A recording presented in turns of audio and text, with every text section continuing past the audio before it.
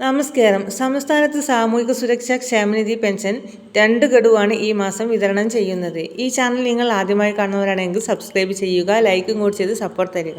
അതായത് 3200 രൂപ എല്ലാ മസ്റ്ററിംഗ് പൂർത്തിയാക്കിയിട്ടുള്ള ഗുണഭോക്താക്കൾക്കും എത്തിച്ചേരും. അനർഹമായി നിരവധി പേർ പെൻഷൻ പട്ടികയിൽ കയറിക്കൂടി എന്നുള്ളതുകൊണ്ട് സർക്കാർ കർശനമായ നിയമ നടപടികളോടുകൂടി മുന്നോട്ട് പോയിക്കൊണ്ടിരിക്കുകയാണ്.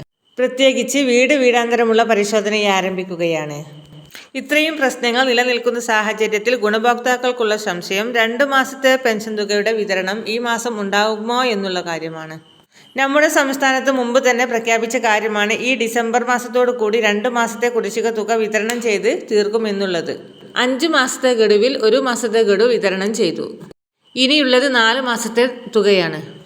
ഇതിൽ 1 മാസത്തെ തുക കൂടി ചേർത്ത് ഈ മാസത്തെ, അതായത് തനത് മാസത്തിലെ തുക കൂടി ചേർത്ത് 3200 രൂപ നൽകുമെന്നുള്ളതാണ് അറിയിച്ചിരുന്നത്.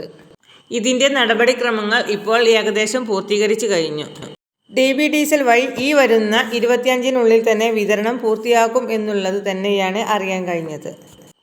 വരുന്ന ദിവസം തന്നെ തുക വിതരണം ചെയ്യുന്ന തീയതി അറിയിപ്പുകൾ എത്തിച്ചേരും. അക്കൗണ്ടുകളിലേക്കും കൈകളിലേക്കും തുക എത്തും. കേന്ദ്ര സർക്കാരിൻ്റെ വിഹിതം വാങ്ങുന്ന ആളുകൾക്ക് ആധാർ അധിഷ്ഠിത ബാങ്ക് അക്കൗണ്ടുകളിലേക്കാണ് ആ തുക എത്തിച്ചേരുക. അനർഹരായ ആളുകൾക്കും മസ്റ്ററിംഗ് ചെയ്യാത്ത ആളുകൾക്കും ഇനി അങ്ങോട്ട് ക്ഷേമ പെൻഷൻ ലഭിക്കുകയില്ല.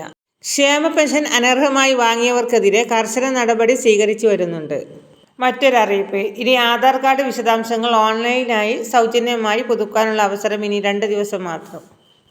ഫീസില്ലാതെ ആധാർ കാർഡ് ഉടമകൾക്ക് അവരുടെ ആധാർ അപ്ഡേറ്റ് ചെയ്യുവാൻ ഇനി 2 ദിവസം മാത്രം ബാക്കിയുള്ളൂ. അതായത് ഡിസംബർ 14 വരെ മാത്രമാണ്. കൂടുതൽ പെൻഷനും മറ്റ് സർക്കാർ അറിയിപ്പുകൾക്കുമായി നമ്മുടെ ചാനൽ സബ്സ്ക്രൈബ് ചെയ്യാൻ മറക്കല്ല. ഈ ഇൻഫർമേഷൻ മറ്റുള്ളവരിലേക്ക് ഷെയർ ചെയ്യാൻ മറക്കല്ല.